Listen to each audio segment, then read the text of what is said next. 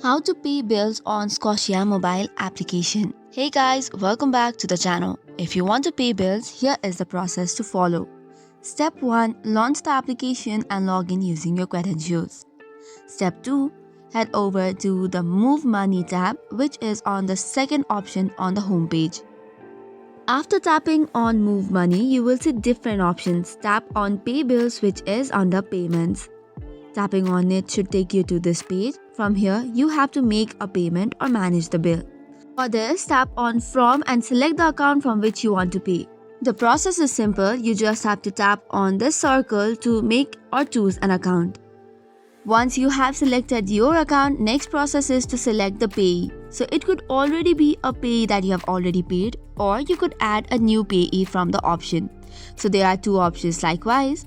So choose the one that best fits you.